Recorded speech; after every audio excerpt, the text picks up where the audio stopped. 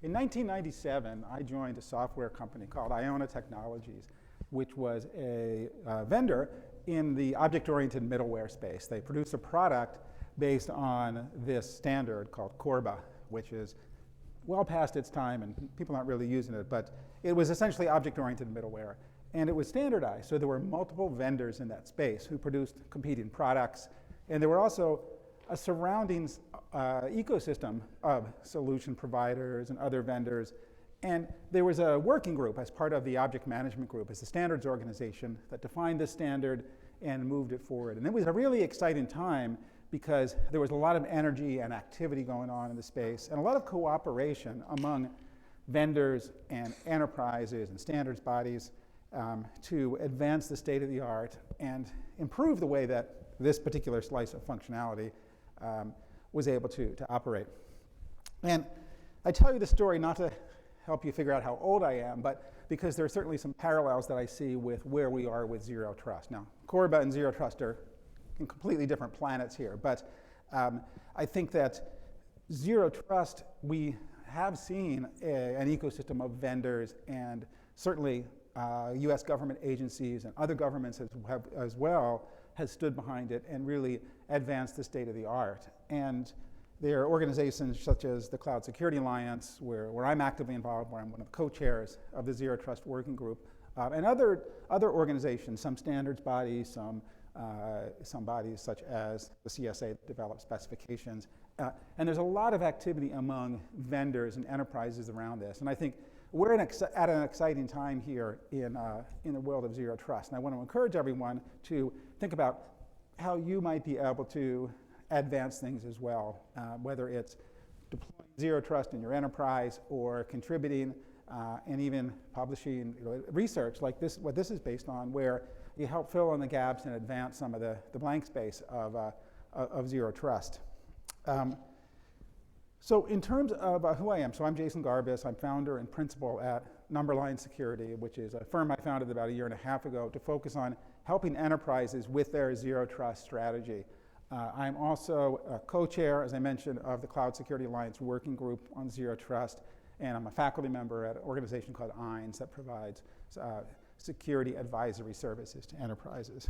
And I want to talk for a minute about why I spent my time on this research. I felt it was important. And clearly, the threat landscape we live in and the prevalence and the unfortunate success of ransomware attacks has really, I think, led to a necessity to treat our data backup and recovery systems as the critical assets that they really are. Because what's in them? All the data that's important to our organization. And clearly, that's one of the first targets that malicious actors go for. Oh, I want to compromise the backup system. I want to get to the backup data and either encrypt it or exfiltrate it, or nowadays, really both.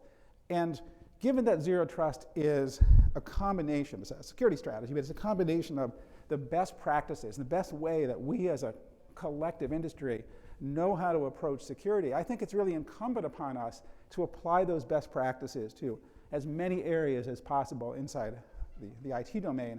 And data backup and recovery is one, and an area that the state of the art was really silent on. We'll dig into that. So let's go ahead, and I'm going to read the disclaimer word for word for you. So hopefully we all understand that Zero Trust is a security strategy, and there's lots of vendors in the other hall that are selling Zero Trust solutions, which is great, but you do want to take a critical look at them and make sure that you ask questions around, okay, great, you say that your product provides Zero Trust. Well, tell me how that fits into my Zero Trust strategy. What part of my Zero Trust architecture is it? Because you don't buy Zero Trust, it's something that you do. And the reason is that, to misquote Mark Andreessen, software has eaten the world. Everything that we're doing in our enterprise is digitized, which means everything is part of IT, but everything needs to be secured. And that's a real challenge, and I really have a lot of both empathy and appreciation for the authors of the CISA Zero Trust Maturity Model, trying to capture the breadth of essentially everything we do in our enterprises and our government organizations in a model without it going, being crazily big. So if you think about how we are modeling, we as enterprises are modeling as an industry, how are we modeling what zero trust looks like, what's the scope of it, and how well are we doing? The obvious answer is to use some sort of maturity model. And while there are lots of maturity models out there, I think every vendor has to have one, that's the law. Lots of consulting companies have to have one. The US DoD has one. But really, what I've seen is that this one from the United States' Cybersecurity and Infrastructure Security Agency, this zero trust maturity model has largely become the de facto standard for this. And I think that it's very good. It's not perfect, and I think that the authors of it will probably agree. And it's not complete. And I think that that's not a criticism, right? It was a very deliberate decision by them to say, you know what, we're going to define these 5 pillars and these 3 cross-cutting capabilities. And within those, we're going to define, in total, approximately 40 functions. That's enough for now, because there's huge areas outside of the scope as it's written today. And that's okay, right? That was a deliberate decision. So one example of that is within the data pillar, there's those 5 functions that are listed there around inventory management, categorization, availability, access, and encryption. And all of those are important. None of those are specifically related to or tied to data backup and recovery. Now, the model does mention that, and it references an older federal standard, but they kind of drew the line at that. And again, I want to thank CISA for their restraint so that we didn't end up with something like this, which would make our jobs a lot more difficult. So one of the things that I did as I was doing this research and talking to folks on the vendor side and on the practitioner side was to come up with this concept of what we call zero trust data resilience. And what we've done with this research is taken our zero trust principles and extended them into this area. And the way that we structured this is really three things. One is a set of principles around what zero trust data resilience is. The second is a reference architecture. And the third is 4 new functions that fit into the maturity model and showing their progress across those. So it really follows a similar structure to what we know and love in this, my well-thumbed and well-written up copy of the CISA Zero Trust Maturity Model. So let's go ahead and dive in. So ZTDR is based on these 5 principles of least privilege access, which clearly comes directly from zero trust in the main, and then other principles that we'll talk about around immutability, system resilience, proactive validation of a system, and overall operational simplicity. So let's talk about these one at a time. So clearly, the concept of least privilege access is one of the fundamental principles of zero trust in the main, in the large. And it's equally important to be applied to our data backup and recovery infrastructure. So if we think about what does that really mean? Well, clearly, our world operates on software, and our data backup and our backup management software sits on our network because it clearly needs access both to the storage where it writes data as well as the source systems from which it pulls data. But that needs to be isolated on the network. That's clearly always going to be a primary or juicy target for attackers. So we need to protect that and segment it off on the network, and ideally access it only through a set of zero trust policy enforcement points. Likewise, the backup storage needs to be isolated and separated on the network. And it should only be accessed from the backup management system. If some other process or user is trying to access the backup storage, clearly that's a violation of what should be happening. It should be, number 1, prevented, and number 2, logged and acted upon. Access to the source data, likewise, should only be permitted from the backup management software, or BMS. Now, we know this is source data, and as we'll see in the reference architecture, of course, this source data is part of generally a production system. So there's always going to be users and other systems accessing it, but the backup system, that kind of network pathway, needs to be protected as well. So the user access to it is outside the scope of what we're talking about today, but clearly inside the scope of zero trust. So we'll see these show up in our reference architecture.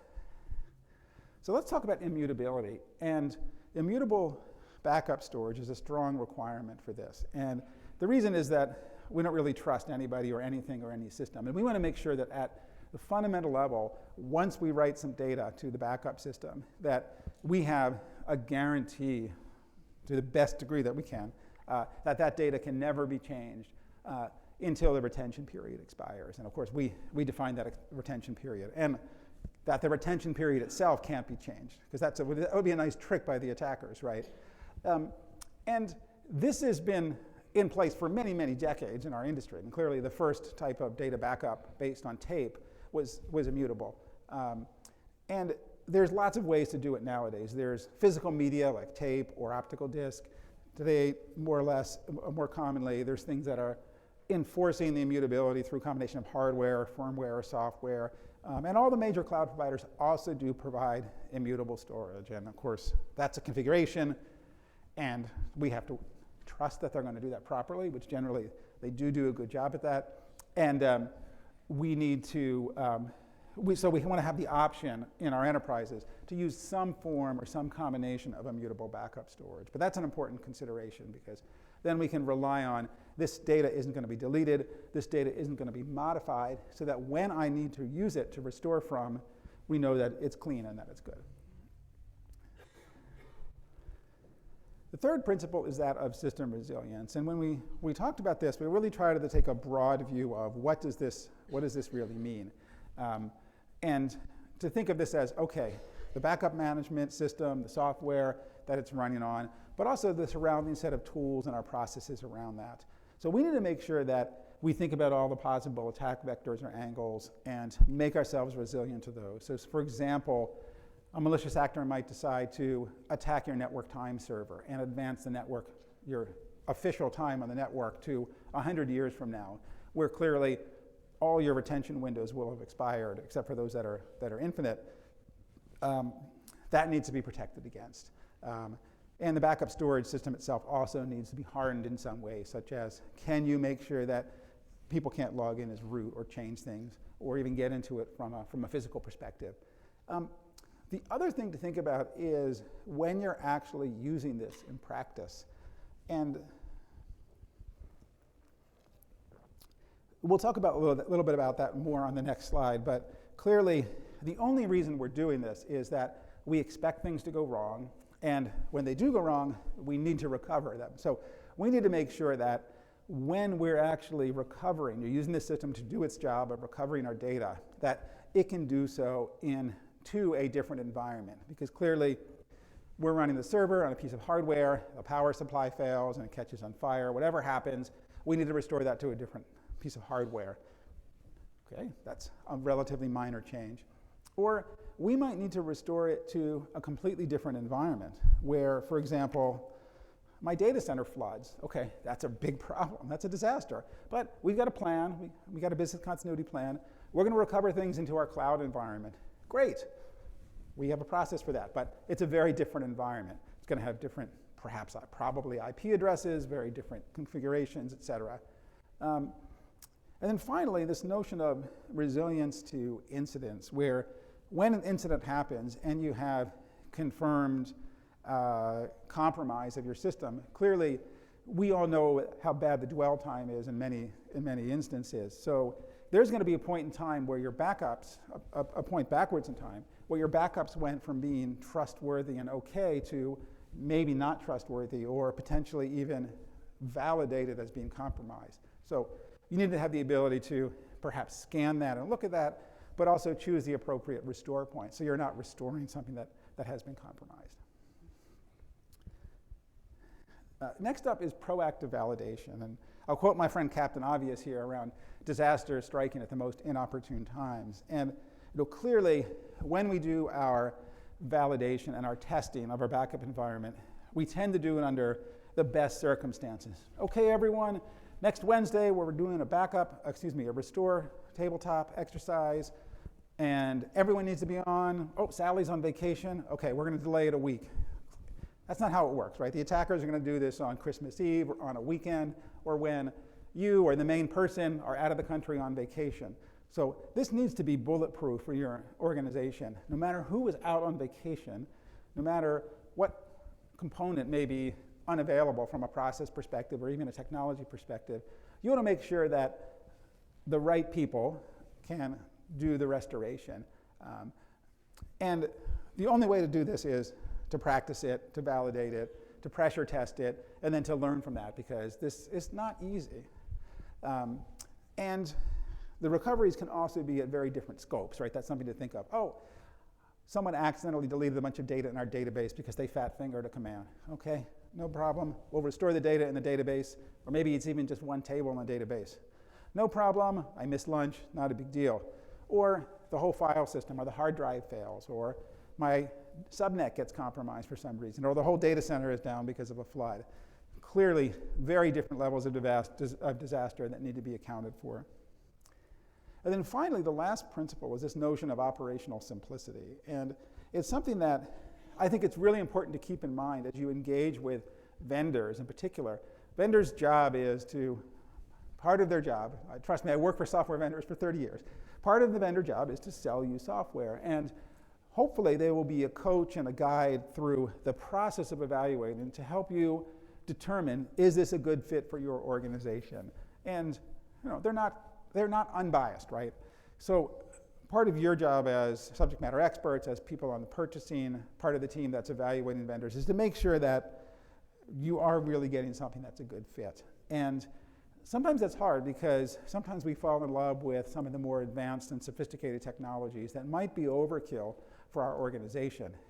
If you're looking for a car to get you to and from the grocery store and work or kids' school, whatever it is, a Ford, Toyota, those are great solutions. You get in the car, you push a button, and the car does its job.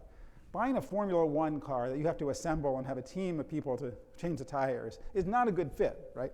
Same thing in your organization. Maybe not so extreme, but clearly think about finding something that's in the nice sweet spot of this Venn diagram here, right? It's functionally capable enough to meet all your requirements as well as what you have anticipated for future growth in terms of scope and scale.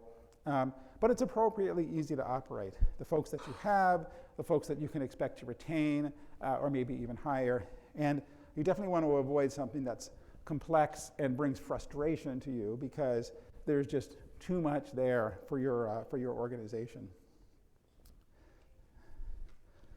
Okay, so let's talk a little bit about the reference architecture. So there's a lot to this diagram, so I want to talk through it kind of one at a time. So the first thing is you'll recognize the core elements of any zero trust system, which is our policy decision point up here, and of course there's always subcomponents to that. In some models, the policy engine, the policy advisor, or the policy information point, et cetera. But essentially, this is the brain of the system that's pulling information or pulling policy definitions from some sort of store to be able to make decisions. There's almost always a connection to an enterprise identity management system in a zero trust architecture, and that's used for end users, and in some cases, system identities as well, to authenticate the users to that. And then there's a bunch of distributed policy enforcement points throughout the system, and of course, those can be of very different types of technologies and different types of network topologies in the environment. But as we know, they tend to be placed as closely as possible to the sources, the resources that they're protecting on the network. And I think we're all familiar with the flow of the users or the identities authenticating to the PDP, getting policies evaluated and giving access assigned to them on the system. So in this environment, there's really a couple of logical choke points or enforcement points. So the first here is the ability to have policy enforcement points that are controlling access from the backup management system to the source data, the production systems. This is going to be 99+% of the time the backup management system reading the data out of these and then ultimately writing them into the backup storage. Some part of the time, of course, it's going to be, oh, we have a problem. We actually have to recover this. So the backup management system needs to write the data to a production environment. On the output side, the storage side, same type of thing with inverse numbers. 99% of the time, the backup management system is going to be writing data into these systems. And a very small percentage of the time, it's going to be reading data out of that to do the restoration. Now, there's also other exercises, such as the backup management system evaluating the data for validation, or doing test recovery or things like that. The other thing to notice is we do have a separation of the network, which is deliberate, between the backup management system and the storage, the distributed set of storage. So they're separate on the network and they're separate systems. And that the storage itself has multiple locations. So typically there's a primary location with one or more copies, and then secondary locations with two or more copies. And this allows organizations to meet the so-called 3-2-1 rule for where their data is, and to balance out things such as, this is really close by, it's in the same data center as this, so I get the highest performance, highest recovery time, but there's a higher risk there, because if this data center floods, then this is no longer going to be available, just like these are not. So I need to have these, which are, maybe they're in the cloud, maybe they're in other locations, from which I can restore.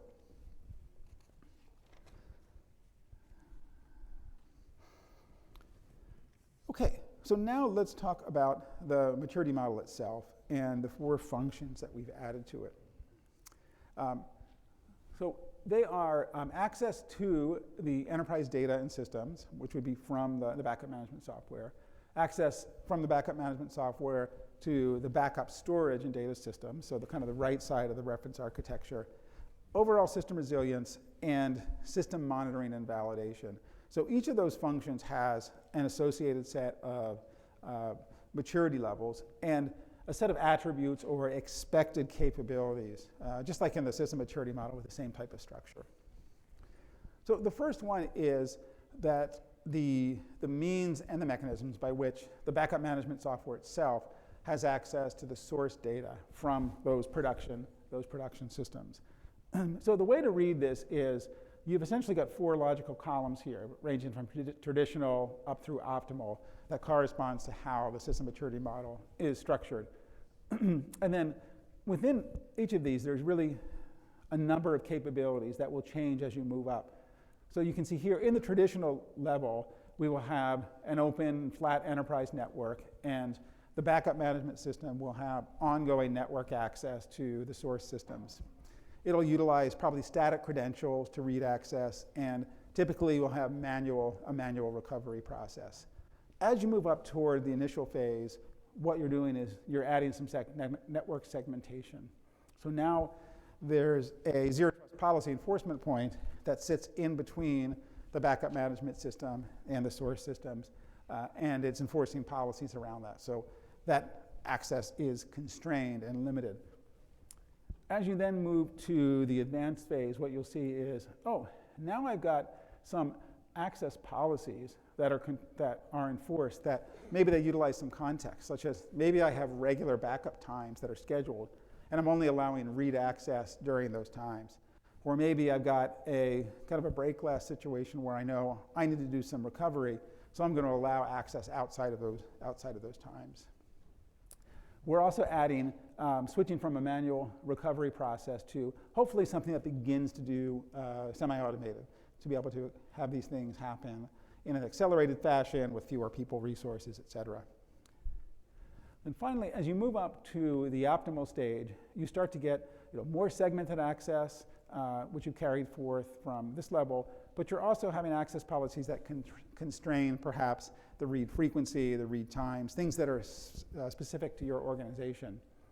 And then you also move to having these semi-automated recovery processes, having automated access controls associated with them, so that someone can't, a malicious actor, for example, or a malicious insider, can't try to institute an off-cycle recovery when there really isn't a need for it, perhaps to quote-unquote recover it to a system that they control to extract the data, or to overwrite production data with an outdated backup.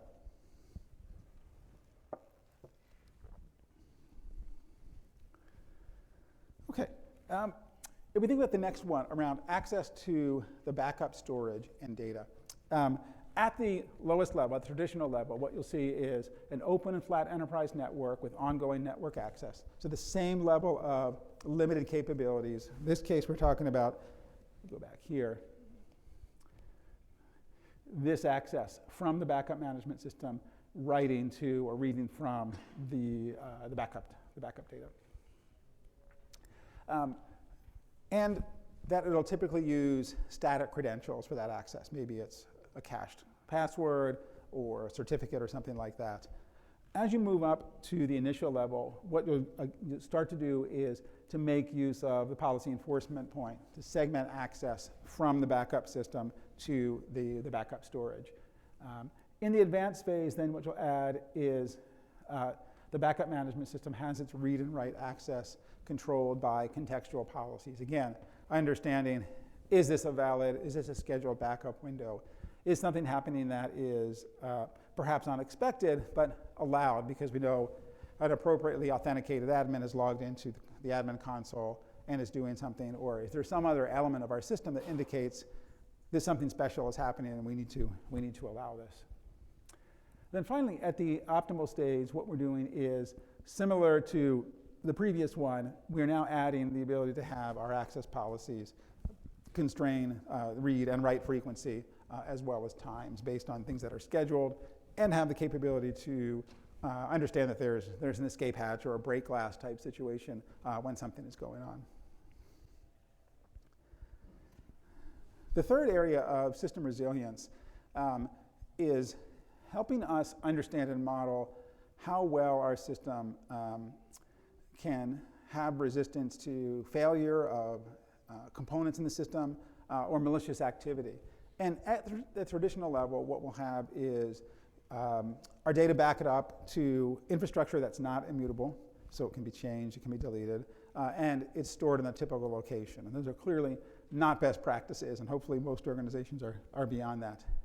As we move up to the initial phase, we'll start to have some data that's stored in immutable storage. That's a good start. We'll also start to see some limited location resilience. Maybe we'll make a conscious decision to put our data in a few, 2 locations or 3 locations. And hopefully we're doing that thoughtfully with some notion of where they are and why we're choosing different media and different locations. As we move up to the advanced phase, we get most of our backup data should be immutable. And we've made a conscious decision to have geographic resilience for our data. Now clearly, those are attributes or decisions that need to be made on an enterprise by enterprise basis. Maybe you are okay with things regionally. Maybe you do need things that are outside of your region because there could be a region-wide power outage or flood, for example. Then finally, once you're in the optimal stage, then you've got continue to have multiple backups with geographic resilience, but you've also added and essentially have all your backups are immutable with a few exceptions. And exceptions are okay, exceptions always happen. There's going to be potentially some data that you're going to decide we're not going to store it in immutable storage. Maybe it's too expensive to do that because it's a large amount of data. Maybe that data is reconstitutable or recoverable from other sources. Maybe it's derived or there's third parties where you can get it from. All perfectly reasonable decisions to, in some cases, not have immutable storage for everything.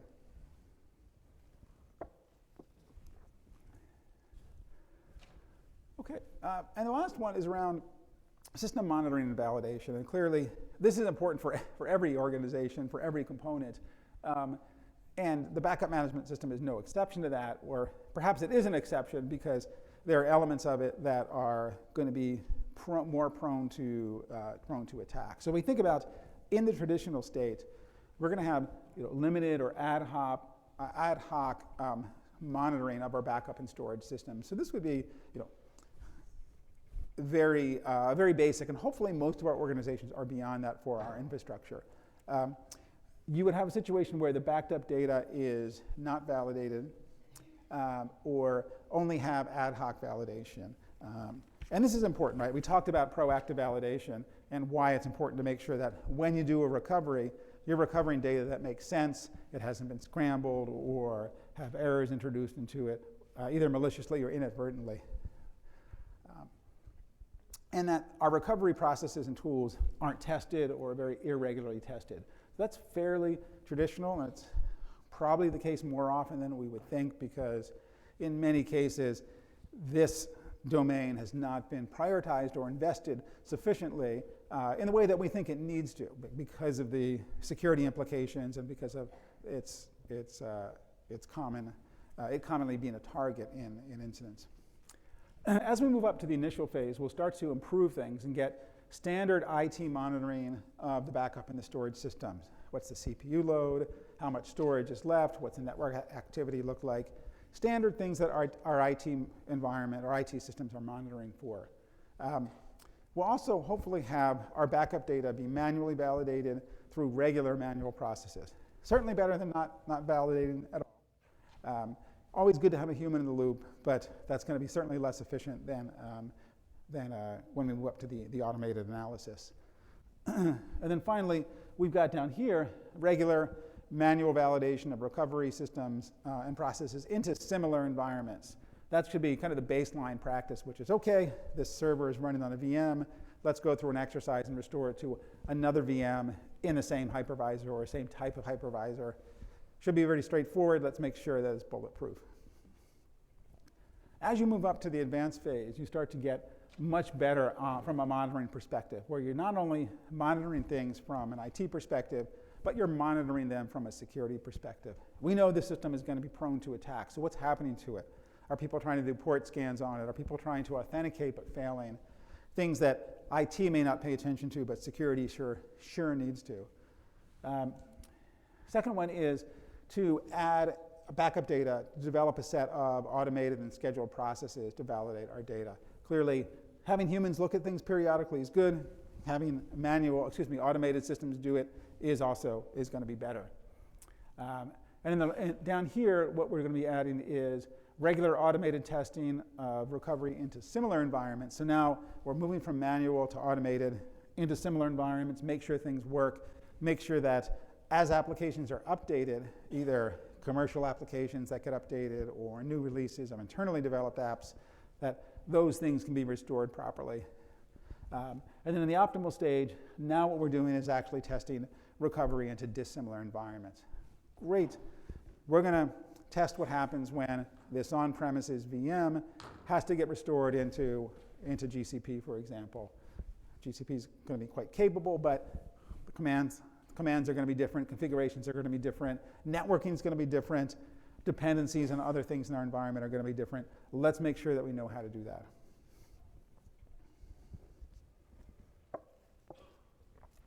So those are the 4 new capabilities, the functions that we've defined as part of this. So we'll call each of them what they're doing. What we're doing is defining a progression across this maturity model and giving us some guidance of, number 1, where we should be aiming for, and number 2, based on where we are, where do we fall into that level of maturity in the maturity model. Same thing as we're doing is for the other functions in the system maturity model.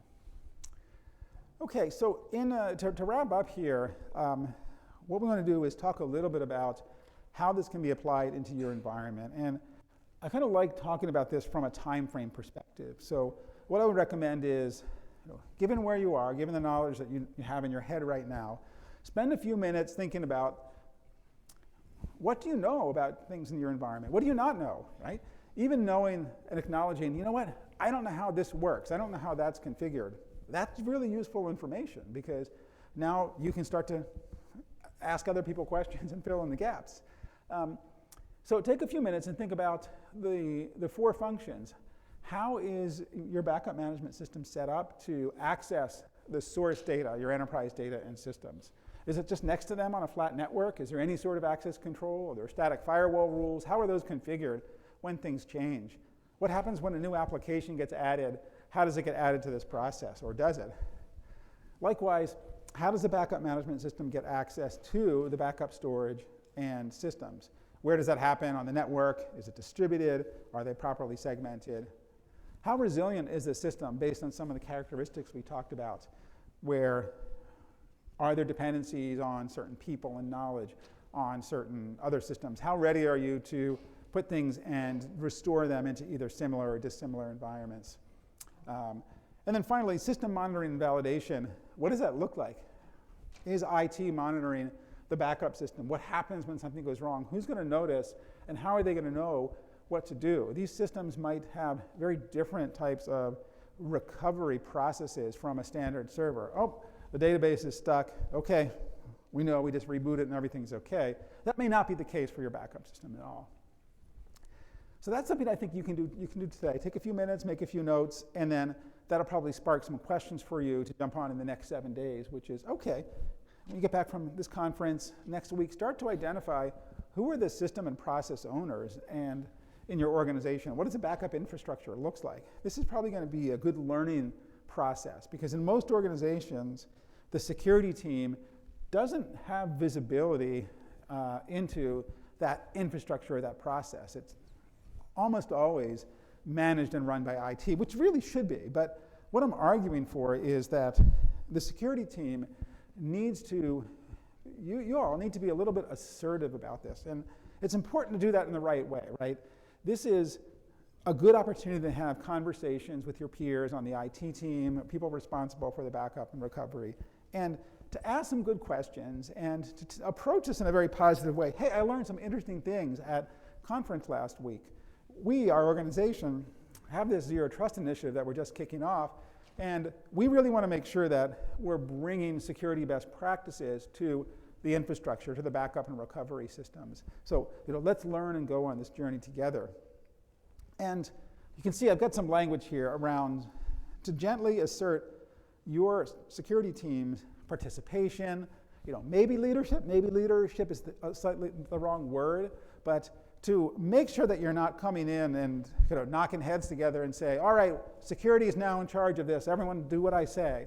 That's not going to win friends or influence people. And really, IT and IT operations needs to continue to own this. They're the ones who are set up and staffed and skilled to deploy the infrastructure, do the monitoring, et cetera.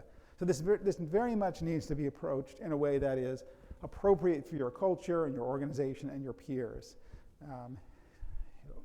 So avoid trying to assert responsibility or ownership or to be too combative or confrontational about this. This should very much be a collaborative learning process. And the ideal outcome is that the backup and recovery, the storage team, gets on board, they get excited about this because ultimately they want to do the best job possible. And I believe that the only way to do that is to follow these types of principles and make sure that those systems are properly secured. So that, I think, is something great to do in the next 7 days. Within the next 30 days, hopefully you will have had these conversations with your peers, you will have begun to identify gaps and things that need to change, and you can start to develop a plan for any changes. And again, this should very much be collaborative with the infrastructure and the storage team. So you're going to build some consensus, but you also want to build some urgency around this. And there shouldn't be any shortage of peer companies in the news, either recent or in the next week, that have been compromised by ransomware and should serve as great ammunition for, we really need to get on this because look what happened to MGM or Change Healthcare or whoever it is that is the unfortunate victim in recent days. You also want to try to build consensus or build buy-in up and down the management chain. So people who are hands-on keyboards, people who are directors or supervisors, and as far up as necessary. And this is, should be part of your overall approach toward getting Zero Trust in your organization. And there's a whole spectrum of where your organization might be in terms of its adoption and readiness for Zero Trust. And that's probably a whole conversation in itself, but I'll give you the 60-second version. So if you think about where an organization might be, you might have at one end, let's say, for example, you're a federal agency. You have a mandate, right? You are doing Zero Trust. Literally, there's an order from the President of the United States that says you need to do Zero Trust. Great, you have top-down buy-in on that. You still have to do some work to turn that into action and a program and get resources, but you have the backing of the President of the United States on that. You might have a little bit less authority than that. You might have a strategic decision by the organization or a commitment that says, yes, Zero Trust is one of our 3 priorities for 2024 from your CIO or from your CISO, or maybe even from your CEO. And that's good. It's certainly good. it will hopefully translate to priorities and resources, but if it's one of our top 3 priorities, then you're going to be competing with the other 2. As you move down the spectrum toward maybe you've got some desire, maybe you've stated a need around Zero Trust, or maybe you as a security team are just curious about it, there's going to become, you're going to have more and more need to build a business case for this and to be able to demonstrate the business value that a Zero Trust initiative is bringing to the organization.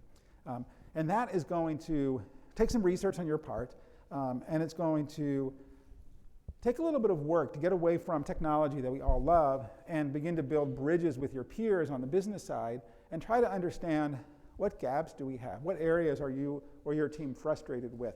What business initiatives do you have going on that Zero Trust can help with? And I want to make the case that the data backup and recovery could be a great example of that. Maybe there's known gaps around that and known problems. Maybe there is compliance issues or findings that need to be addressed. Or maybe there's a peer company that was ransomwared and could be a great catalyst for you to prioritize that. So those are things that can help build build support for a Zero Trust initiative in the organization. That's something to think about. Also, within 30 days, you want to start to pilot some changes, and these might be pretty simple changes, such as we're going to run these backups more frequently, we're going to improve or deepen the way that we're doing our validation and our tests, and start to get those in place within 30 days. And hopefully you'll learn from that, you'll begin to deploy and put into production these operational changes. And what you'll learn from that, I think, is really going to inform this longer-term plan that you want to put in place, ideally within 90 days. Okay, great. We've done this assessment. We know that we need to do this or do that. And it doesn't always result in a need to buy new software or technology from a vendor. That's an outcome, but that's not always the outcome. In many, many cases, organizations can do a much better job with their existing infrastructure just by paying more attention to it, putting more time and effort into it, and doing things in a bit of a more structured way. The second bullet point there around this, a long-term program with measurements and reporting. This is something that is true for Zero Trust programs in the large as well, not just specific to data backup and recovery, which is different organizations have different levels of reliance on metrics and KPIs and numbers. Some organizations are a little more informal. Some organizations are very formal around that. And you know your organization best. So you're going to have to adapt because you want your Zero Trust program to be taken seriously. You want your data backup and recovery improvements to be taken seriously. And in order to do that, you need to fit into what your management team and what the broader leaders inside the organization are expecting. If your management team expects rigorous KPIs that follow a format every quarter, and you don't have that, and you just have some words on slides that are kind of qualitative, that's going to be probably not received well and may not allow you to have the resources and the prioritization. So it's important to be aware of how your organization, how your leadership, and how the decision makers around resources want to consume information, and to make sure that you tailor things to that. And then finally, definitely make sure you celebrate the wins and you can communicate the ways in which you've improved your maturity. And that can be as simple as, hey, guess what? We were able to finally get this thing restored into GCP when we were never able to do that before. Or guess what? We had our tier 1 technical support person follow our run book and successfully restore a database so wins like that are great. Likewise, they can be tied to metrics, as I mentioned. So that's what I wanted to cover today. And to recap, Zero Trust is a security strategy, and to me, it really represents the best way that we know of to secure our enterprises. And it builds on the best practices and the knowledge and the amazing stuff that has been done by people in this industry over the last 25, 30 years. And it begins to solve some of the problems and the weaknesses that have also existed for equally as long. Silos that happen between those pillars, silos that happen across layers where you've got networking that doesn't enforce security and relies on identity to do that. And I think that given the threat landscape and given the fact that specifically for our data backup and recovery systems are such prime targets for attackers, that it's really incumbent upon us to apply these types of principles to our environments and to prioritize it. And especially if you're just getting started with Zero Trust, this might be a really great first project because it's a very small number of well-known users, the folks who are administrators for the data backup and recovery system. Everything that is being backed up and restored is defined in the system somewhere because it's got to be configured. So that's well known as well. And the access patterns are pretty fixed, right? Except in those cases where there's an incident and you actually have to write to some brand new server that's being stood up in some IP address. Everything else is going to be known in the system. So this could be a really good first candidate project. It also typically doesn't involve end users, so it can be easier to deploy from that perspective. So I hope I made the case around, number one, why Zero Trust is so important. Number two, why data backup and recovery systems are such a prime target. And number three, this set of principles that I think are important to have in your data backup and recovery system. So with that, I know we've only got a couple minutes left. I want to encourage you to, I'm certainly available, I'll be available after for Q&A. I'm also going to be in the Veeam booth from 4 to 5, which is North 4215, doing a book signing for one of my books on Zero Trust. I'm also available on LinkedIn. I'm happy to connect with folks. And I also want to encourage you to, circling back to when I was a much younger person in 1997, to think about how you might participate in advancing the industry. There's lots of ways to do that, right? Industry conferences such as this one love having enterprises present on their case studies and lessons learned. So it would be great if 12 months from now, RSA 2025, we have folks in this room presenting on, I work for Enterprise XYZ. This is how we use Zero Trust to improve our data backup and recovery. This is what we learned. This is what worked. This is what didn't work. This is what a challenge was. I'd also encourage you to look at industry organizations that are advancing Zero Trust, and there's lots of them. I'm biased around the Cloud Security Alliance. I've been involved with that organization for almost 10 years, and I'm co-chair of the Zero Trust Working Group. I'm also joined here by Eric Johnson. Eric, you want to wave? Eric is the senior analyst for Zero Trust inside of the CSA, and Eric leads the working group from that perspective. We're always looking for volunteers, and we have a lot of activity going on across, believe it or not, 9 different work streams in there. But there's other organizations as well. The IEEE has some standards work that's kicked off. The Open Group has a Zero Trust working group, and I'm sure there's others as well. So I would encourage folks to think about that. It is a volunteer job. It does take time. You may need to cut back on your streaming or your gaming, but I find that it's really worthwhile and rewarding. It's a great way to challenge yourself and to grow professionally and to get the opportunity to present at conferences and get some leadership exposure and to really thrive in your career. So I'd encourage you to consider that. So with that, Eva is giving me the stink eye that we're almost out of time here. So I want to thank you. I'll be available afterwards for Q&A and also at the Veeam booth 4215 starting at 4 o'clock. Thank you.